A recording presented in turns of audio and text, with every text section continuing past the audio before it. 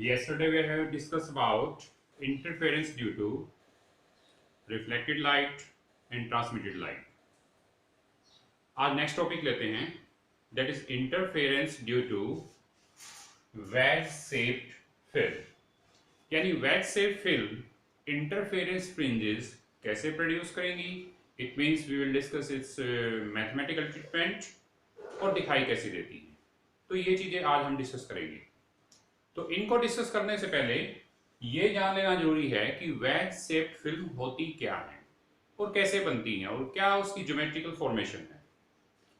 जैसे इस डायग्राम से दिखाया गया है कि किसी एंगल पे दो स्लाइड हैं जिनके बीच में एयर फिल्म थिकनेस इंक्लूड है। तो एक बार देख लेते हैं कि ये बनता कैसे और होती कैसे है। क्या है वेज शेप्ड फिल्म कैसे बनेगी। मेरे पास ग्लास स्लाइड नहीं है, अदरवाइज ग्लास स्लाइड होती तो इसको अच्छे से समझ पाते। मान लो दो फ्लैट सरफेस हैं, ये बुक है, ऊपर से नीचे से फ्लैट दिखाई देती है, अनदर बुक ऊपर से नीचे से फ्लैट दिखाई देती है। अगर इन बुक्स के इधर जो कॉर्नर है उस कॉर्नर को मिला दिया और इस कॉर्नर और इस कॉर्नर के बीच में मैंने स्पेस दे दिया, इसको ऐसे उठा दिया, दोनों बुक के बीच में गैप आ गया। तो ये जो गैप है, इस गैप के बीच में क्या है, हवा है, एयर है। It means air is enclosed between these to books. तो यहां पे जब बुक्स को हम स्लाइड से या किसी मीडियम से रिप्लेस करते हैं, when air is enclosed between two mediums, वो मीडियम हमारे ग्लास भी हो सकते हैं, क्वार्ट्ज भी हो सकते हैं, कुछ भी हो सकता है, तो उनके बीच में एयर फिल्म इनक्लोज हो जाती है। तो इन दोनों बुक के बीच में ये जो हवा भरी हुई होगी, उस हवा को, उस एयर को हमने एयर फिल्म बोलना है। और इसमें इसकी थिकनेस क्या होगी, between these two part thickness of air is variable. Thickness of air हर एक पॉइंट के ऊपर वेरी करती है, ना कि फिक्स है। भाई इस पॉइंट पे लेंगे कुछ थिकनेस होगी, इस पॉइंट पे लेंगे ये थिकनेस होगी, इस पॉइंट पे लेंगे ये थिकनेस होगी, इस पॉइंट पे लेंगे ये थिकनेस होगी। तो इन दोनों के बीच में थिकनेस वेरी करती है। इसकी सबसे अच्छी एप्लीकेशन ये होती है कि flatness of a surface is checked by this particular interference topic. कि इस टॉपिक के ऊपर बेस्ड हम किसी भी सरफेस की फ्लैटनेस चेक कर सकते हैं। कोई सरफेस कितना फ्लैट है, फॉर एग्जांपल ये दिखाई देने में हमें काफी फ्लैट दिखाई दे रहा है, इसी तरह इस साइड से काफी फ्लैट दिखाई दे रहा है, लेकिन जब एक दूसरे के ऊपर रखेंगे, हालांकि ट्रांसपेरेंट होना चाहिए, जब एक दूसरे के ऊपर रखेंगे, स्पेस तो हमें दिखाई नहीं दे रहा, लेकिन कुछ ना कुछ हवा जरूर भरी होगी अगर ये फ्लैट नहीं होगा। यानी ऊपर से लाइट इंसिडेंट करेंगे, अगर ये ट्रांसपेरेंट होगा तो ट्रांसपेरेंट केस में ये सारी फ्रिंजेस वगैरह होती हैं। ये बुक आपकी ओपेक है, अगर ग्लास स्लाइड होती तो वो ट्रांसपेरेंट होती। तो दो ऑप्टिकल ग्लास सरफेस की फ्लैटनेस को चेक करने के लिए काम आता है। तो जब इस पे लाइट इंसिडेंट करेंगे, अगर एयर फिल्म इनक्लोज होगी तो आपको इंटरफेरेंस पैटर्न देगी। इसका मतलब सरफेस फ्लैट नहीं है। इट मींस सरफेस फ्लैट नहीं है।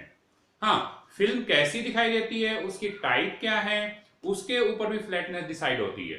तो काफी R&D की बातें होती हैं, आगे चीजें होती हैं। यहाँ पे आपको सिर्फ एक बेसिक कंसेप्ट समझाया गया है कि दो फ्लैट सरफेस के बीच में जब एयर फिल्म इनक्लोज होती है तो उसका मैथमेटिकल ट्रीटमेंट कैसे देखना है। तो ये डायग्राम हमारा कुछ ऐसे ही है कि ये एक सरफेस है, ये दूसरा सरफेस है, इसके बीच में फ्लैट सरफेस है। हालांकि मैंने जिसको एंगल से उठा दिया, इतना नहीं उठता है, ये सिर्फ डायग्राम में समझाने के लिए दिखाया गया है। अदरवाइज इतनी एयर फिल्म थिकनेस के अंदर इंटरफेरेंस कभी नहीं देख पाओगे। आपने इसको ऐसे रखा है, अगर रफ सरफेस भी है तब भी आपको फ्रिंजेस दिखाई दे जाएंगी। इसको उठाने की जरूरत नहीं होती है।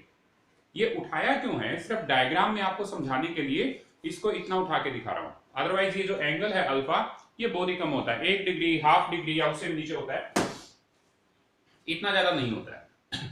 तो आइए अब इस डायग्राम को समझते हैं। ये जो नीचे वाली लाइन है, ये नीचे वाली लाइन, इसका मतलब कोई ना कोई ये ग्लास प्लेट का अपर सरफेस है। ये जो लाइन है, इसका मतलब इस ग्लास प्लेट का ये लोअर सरफेस है। ग्लास प्लेट का ये लोअर सरफेस है, ठीक है। अब इस डायग्राम को समझ लें। We have a source of light and light from the source is incident on the glass surface, and from that glass surface is it pass through the region of air film. तो जहां पे हमारी air film है उस reason के अंदर से ये पास करती है, ठीक है. Then after striking at this point B, this ray will be refracted inside the air film and reach at this point, and one ray will be reflected back toward this free space, ठीक है. and after this point C, one of the ray will be refracted, अगर हम लें, लेकिन हमें इसको लेने की जरूरत नहीं है, हम रिफ्लेक्शन के केस में ही ऑब्जर्वेशन लेंगे. then one part of the ray will be reflected back at this point, and after this point this ray will be refracted again. This ray will be refracted again. ठीक है.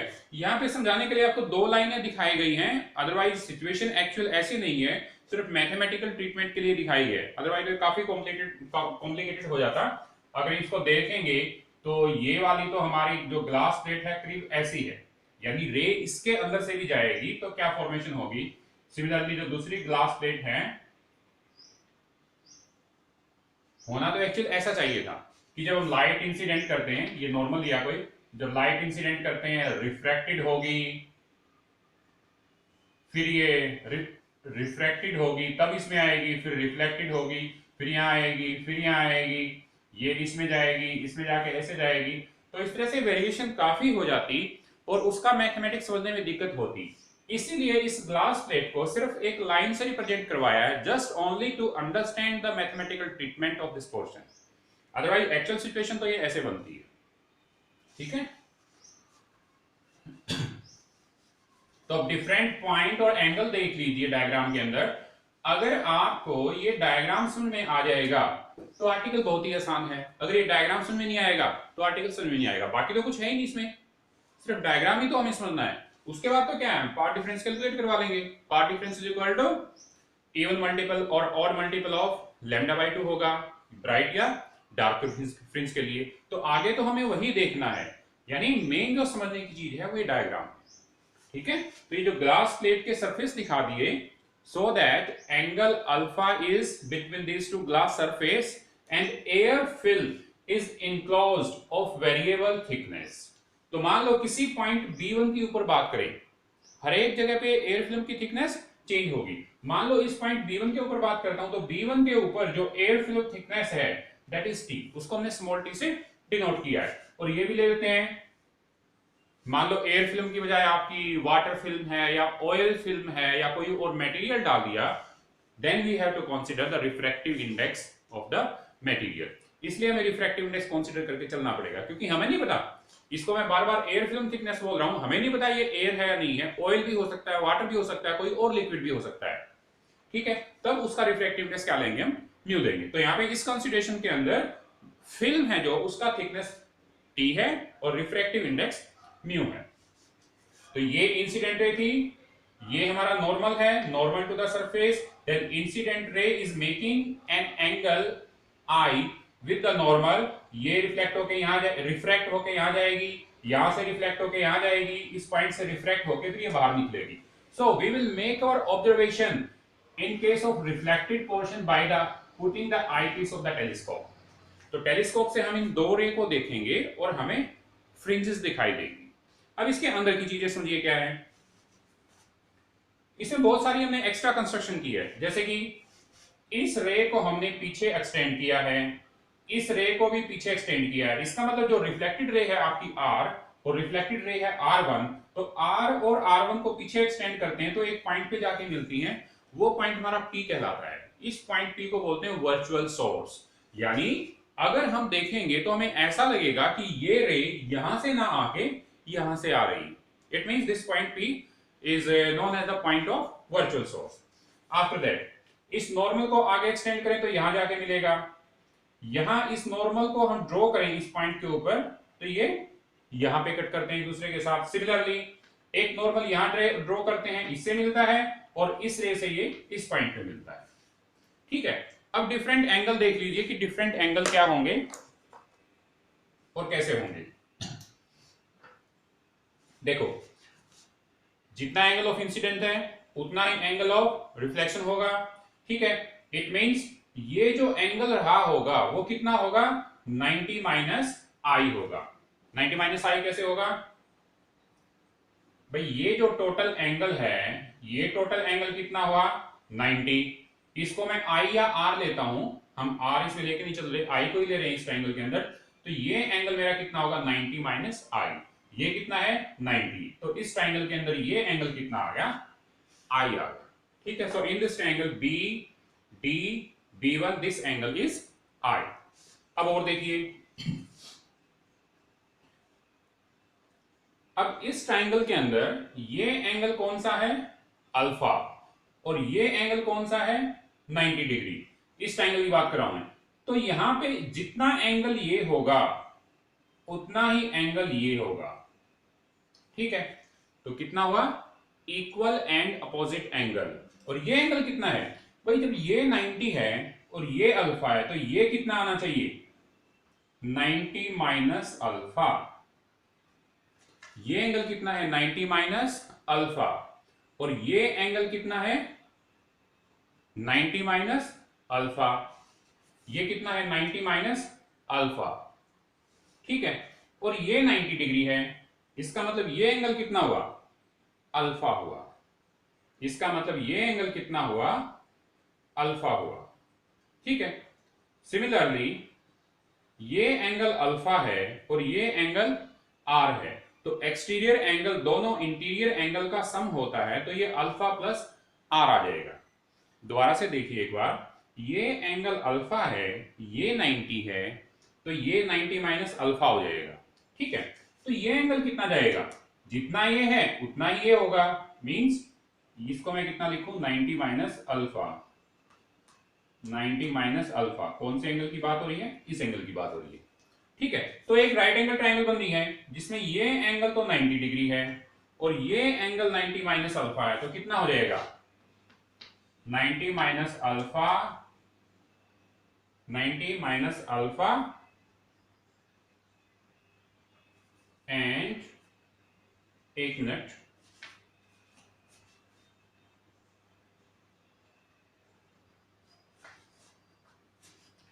हाँ ठीक, तो ये angle देखिए, ये alpha था और ये 90 माइनस अल्फा है, तो ये भी 90 माइनस अल्फा है, तो 90 माइनस अल्फा प्लस 90 और प्लस अल्फा करते हैं तो कट होके 180 आ जाएगा। इसका मतलब जो रेस्ट ऑफ द एंगल है जो हमारा बचा हुआ है वो कितना है अल्फा है।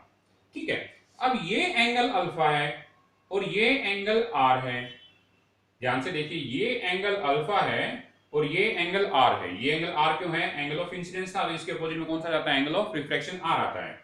तो एक ट्रायंगल बन रही है आर एंगल और अल्फा एंगल, जिसमें ये साइड और ये साइड इक्वल हैं, तो सम ऑफ, इसमें क्या है, ये जो एंगल है एक्सटीरियर एंगल है, this exterior angle will be equal to sum of two interior angle. तो इंटीरियर एंगल कौन से हैं आर और अल्फा, तो यहां पे ये क्या आ जाएगा आर प्लस अल्फा।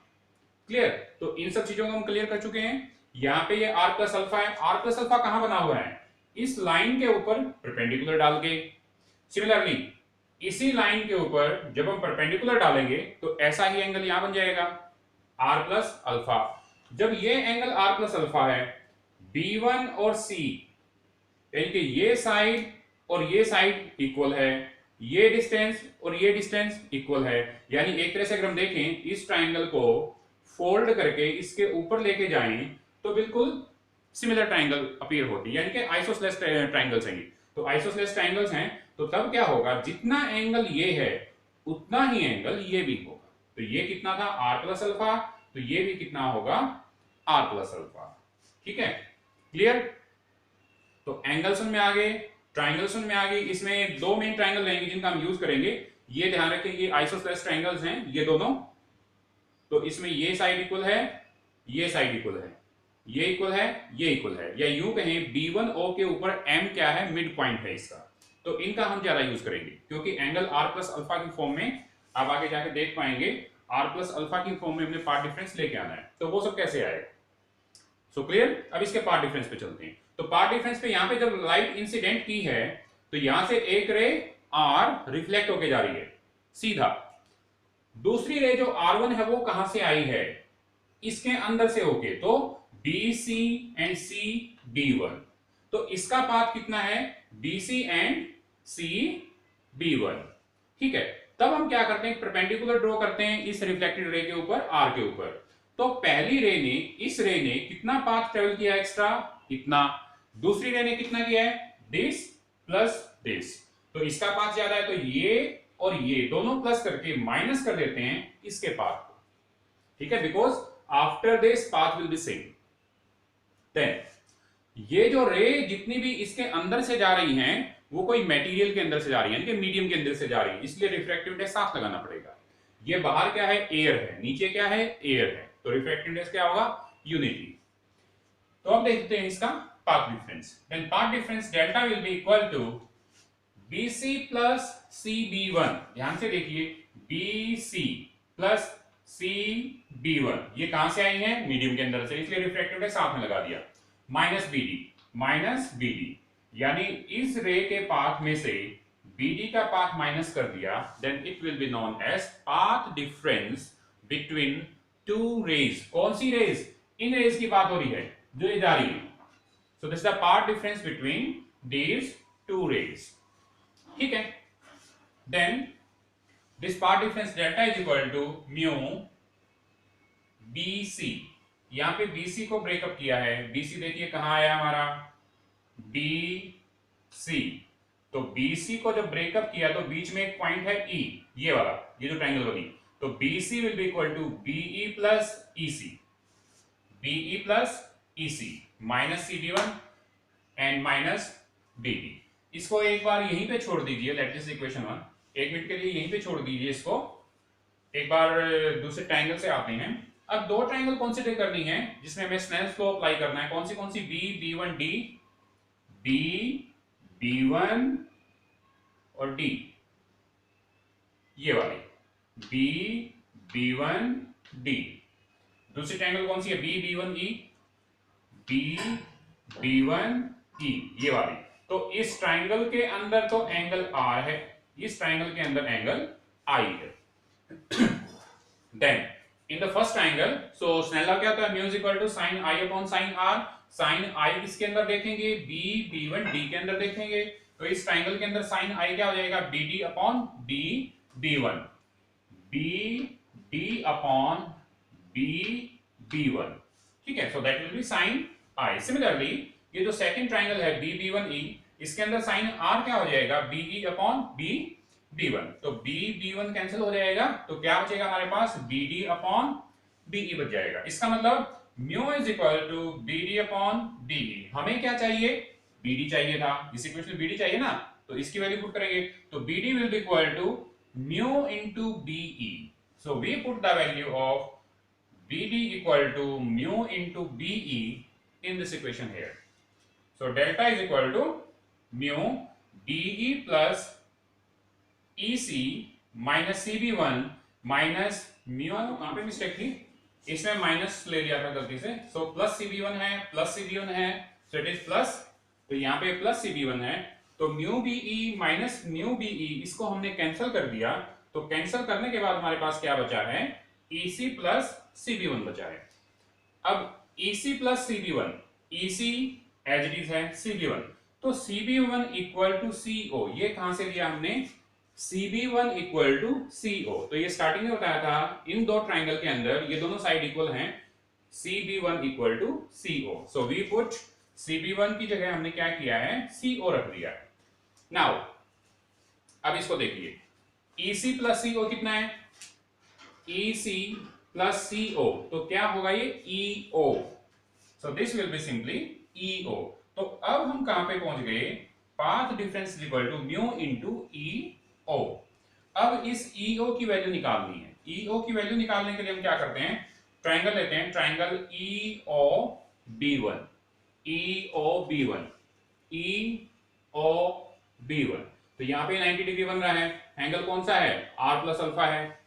ठीक है, तो cos R प्लस अल्फा क्या होगा, EO divide by B1O, EO divide by B1O, तो this will be cos R plus alpha. हमें किसकी वैल्यू चाहिए थी, EO की, तो EO will be equal to B1O into cos R plus alpha. ठीक है, तो ये हो जाएगा, so mu B1O cos R plus alpha. So this is the value of path difference, this is the value of path difference. इसके अंदर एक बात देख लीजिए कि ये जो हमारा पाथ डिफरेंस आया है, इस पाथ डिफरेंस के अंदर और क्या अल्टरेशन ला सकते हैं, क्योंकि हमें जाना तो उसी में है, 2 mu T cos of R plus alpha आएगा, वहां पे cos आ रहा था पहले। So here this path difference is what, mu B1O cos R plus alpha. ठीक है, तो B1O कौन सा है, ये फुल डिस्टेंस, ये फुल है, M मिड पॉइंट पे है, इसका मतलब 2 टाइम्स ऑफ दिस वन हो जाएगा। So this will be equal to mu B1O की जगह क्या रखूं, 2 of D1M into cos of R plus alpha हो जाएगा। ठीक है, सिमिलरली 2 म्यू इंटू 2 B1M क्या है, B1M इस पॉइंट के ऊपर, इन पॉइंट के ऊपर इस फिल्म की थिकनेस कितनी है, दैट इज T। तो इसकी वैल्यू कितनी है, T cos R plus alpha. It means this path difference is equal to 2 mu T cos, वहां पे पहले हमारा क्या आया था, रिफ्लेक्टेड या ट्रांसमिटेड केस में R आता था, तो यहां पे सिर्फ एंगल चेंज हुआ है, तो ये एंगल कितना हो गया है, R प्लस अल्फा हो गया। ठीक है, so this angle is R plus alpha. तो अब इससे आगे हम कैसे करते हैं, उसी तरह से प्रोसीड करते हैं। एक हमारा कंस्ट्रक्टिव इंटरफेरेंट होगा, एक हमारा डिस्ट्रक्टिव इंटरफेरेंस होगा। कंस्ट्रक्टिव इंटरफेरेंस को मैं ब्राइट फ्रिंज बोलता हूं। So when we get bright fringe and when we got dark fringe, तो उसी पे हमें चलना है। तो ब्राइट फ्रिंज हमें कब मिलती है, when path difference is equal to, हाँ इसमें भी स्टोक्स लॉ अप्लाई करना है कि ray will strike at the denser medium, then plus minus additional path difference will be added in this. तो अभी जो डेल्टा फाइनल बनेगा हमारा 2 mu T cos R plus alpha plus minus lambda by 2 भी इसमें ऐड होगा। तो this is total path difference. जब ये टोटल पाथ डिफरेंस हमारा है, तो इसके दो केस बनाएं।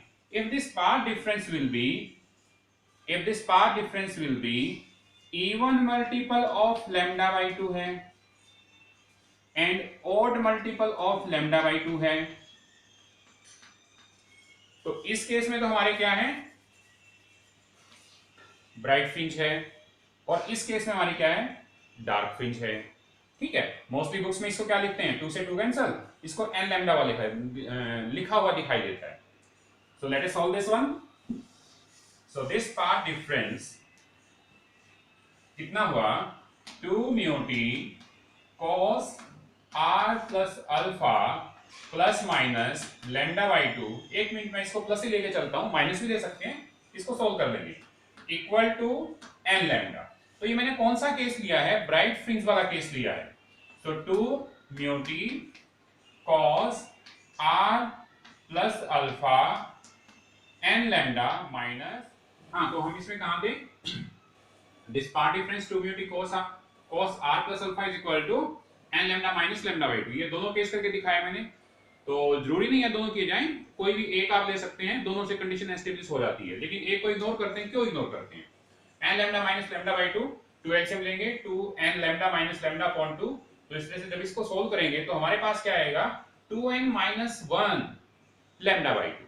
It means it is odd multiple of lambda by 2। ठीक है, odd multiple of lambda by 2। लेकिन जब इसमें n की वैल्यू हम 0 रखेंगे, then it will be minus lambda by 2, तो वो कोई सिग्निफिकेंस नहीं बनाता, इसीलिए इस वाले केस को बुक में मोस्टली छोड़ के चला जाता है। तो केस कौन सा लेते हैं, माइनस लैम्डा बाई 2 लिया, इक्वल टू n लैम्डा, यानी कि प्लस की जगह हमने माइनस लिया, ताकि लास्ट में जब इसको रिजल्ट को हम निकालें तो हमारा ये आए 2n प्लस 1 लैम्डा बाई 2। तो प्लस माइनस लैम्डा बाई 2 कोई भी आप ले सकते हैं। ठीक है, तो 2n plus 1 lambda by 2, n equal to 0 put करेंगे तो ये क्या आएगा, लैम्डा बाई 2, मतलब first bright fringe we got for n equal to 0 lambda by 2। इसका मतलब दिस इज द कंडीशन, और इसको दूसरे तरीके से बोल सकते हैं n प्लस हाफ या 2n+1। 2n+1 बोलेंगे तो odd multiple of lambda by 2, अगर n प्लस हाफ बोलेंगे तो मल्टीपल ऑफ लैम्डा होगा। सो these are the condition for bright fringe. Similarly we can establish the condition for dark fringe. तो dark fringe के लिए क्या हो जाएगा, path difference plus minus lambda by 2 ऐड है equal to odd multiple of lambda by 2। तो इनको सोल्व करके ये जो पाथ डिफरेंस था दिस इक्वल टू, इनको सोल्व करके ये सब हमारा क्या आएगा, n लैम्डा आएगा। ठीक है, so this is the condition for minima. तो हमें मिनिमा कब मिलेगा, n लैम्डा। इस n लैम्डा को मैं कैसे बोलता हूं, मोस्टली दिस n लैम्डा को मैं बोलता हूं even multiple of lambda by 2, ताकि हम डिफरेंशिएट करते रहे। So when we got even multiple of lambda by 2 we got dark fringe और minima. When we got odd multiple of lambda by 2 we got maxima और bright fringe. तो distinguish हो गया। अब इसमें फ्रिंज विड्थ निकालते हैं। फ्रिंज विड्थ क्या होती है, fringe width is the width between to consecutive bright और डार्क फ्रिंज, यानी ब्राइट और डार्क फ्रिंज के बीच की जो दूरी होती है उसको हम फ्रिंज विड्थ बोलते हैं। तो इसको इससे समझते हैं, ऐसा ही डायग्राम बनाया, सभी एंगल वगैरह हमने साफ कर दिए, सिर्फ फ्रिंज विड्थ को देखना है। तो ये जो पोर्शन है जहां पे दोनों आपकी प्लेट मिलती हैं इसको एज बोलते हैं, और जहां पे गैप बढ़ता है तो लास्ट का जो सिरा होता है जहां पे थिकनेस ज्यादा होती है, इंक्रीज करती जाती है, इसको वेज बोलते हैं, इसलिए इसको वेज शेप फिल्म कहा जाता है। तो इन दोनों के बीच में एंगल कितना है, अल्फा है। तो फ्रिंज कैसे दिखाई देगी, ऐसी dark bright dark bright dark bright dark bright. तो इस तरह से अल्टरनेट फ्रिंज आपको मिलती रहती है। तो फ्रिंज विड्थ क्या होगी, जैसे यहाँ पे इसको मैंने बीटा दिखाया है, then this is the width between two dark fringe, again this is the width between two dark fringe, again this is the same. तो बीटा क्या होता है, चाहे डार्क फ्रिंज है चाहे ब्राइट फ्रिंज है, हर एक के लिए सेम होता है, वो फिक्स होता है। ठीक है, तो इसमें इस ट्राइंगल के अंदर t is equal to beta tangent alpha, ये कैसे आया है, इसी को मैं इसे दिखाना चाह रहा हूं। ये एंगल अल्फा है, तो ये डिस्टेंस कितना है, distance between two dark fringe, that is beta, यानी ये डिस्टेंस कितना आ गया हमारा, बीटा आ गया। और ये इस पॉइंट के ऊपर एयर फिल्म थिकनेस कितनी है एट दिस पॉइंट, t। ठीक है, तो ये t है, ये बीटा है, तो इस ट्राइंगल के अंदर t क्या आ जाएगा, t अपॉन बीटा क्या रहेगा, tangent alpha. So t will be beta tangent alpha. अब इसमें क्या है, किसी भी एक को एग्जांपल मान लीजिए, मान लो मैं डार्क फ्रिंज को लेता हूं, और डार्क फ्रिंज कौन से वाली, पहले वाली। तो पहले वाली डार्क फ्रिंज जब मैं लेता हूं first, then I will put n equal to 1। तो n लैम्डा था, तो क्या था हमारा 2 mu t cos r plus alpha is equal to n lambda. So for first dark fringe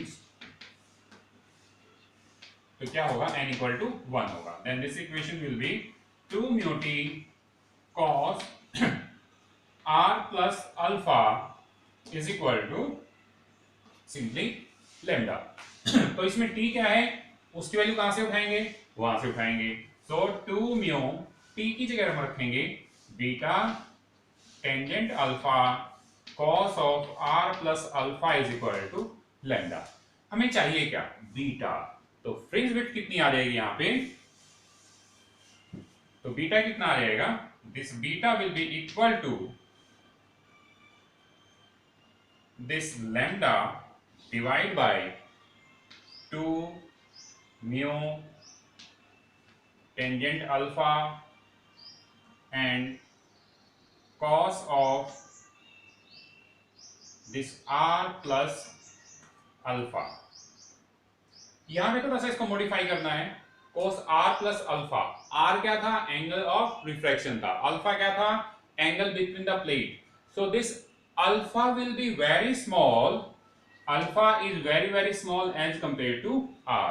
इसका मतलब ये जो cos r प्लस अल्फा है this will change to simply cos r, this will change simply to the cos r। तो यहां पे ये जो इक्वेशन बनेगी हमारी, अब क्या बन जाएगी, this is simply cos r। तो फर्दर इसमें मॉडिफिकेशन करके we can find out the value of beta. कैसे करेंगे, cos square theta is equal to 1 minus sin square theta. ठीक है, तो cos square theta is equal to 1 minus sin square theta. तो simply ये क्या आ जाएगा 1 माइनस साइन स्क्वायर, क्या कौन सा एंगल ले रहे थे आर, तो इस फॉर्म में भी इसको कन्वर्ट करके हम कर सकते हैं। देखिए आगे क्या है,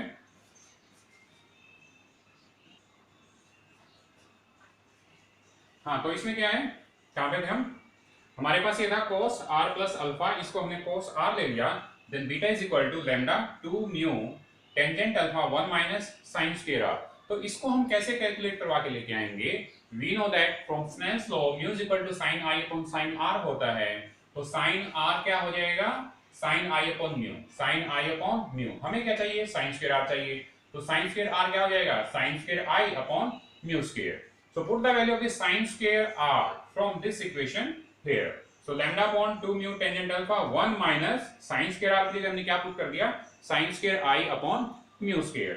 अब mu को क्या करते हैं अंडर रूट के अंदर ले जाते हैं, mu को तो बाहर क्या बचेगा 2 tangent alpha, so lambda upon 2 tangent alpha, ये अंदर जाके क्या हो जाएगा mu square माइनस नीचे जो mu square है यहाँ mu square आएगा उससे कैंसिल हो जाएगा minus sine square i। So this is the final expression for the fringe width for veg shaped film. अब ये देखना है ये फ्रिंज विड्थ किन फैक्टर पे डिपेंड करती है, तो बीटा किन फैक्टर पे डिपेंड करता है, it is directly proportional to the wavelength की, सोर्स ऑफ लाइट की जितनी वेवलेंथ ज्यादा लेंगे उतनी ही फ्रिंज आपकी फ्रिंज विड्थ ज्यादा आएगी। Inversely proportional to angle alpha, यानी एंगल अल्फा कम होगा, अच्छी फ्रिंज देखने के लिए, अच्छी वाइड फ्रिंज विड्थ लेने के लिए एंगल अल्फा का कम होना जरूरी है। तो ये नहीं कि एंगल अल्फा हम ज्यादा लें, एंगल अल्फा जितना कम रहेगा उतनी ही आपकी फ्रिंज विड्थ ज्यादा आएगी। And also depend on the refractive index और inversely proportional to the value of refractive index. ठीक है, thanks, this is all about interference due to well shaped film.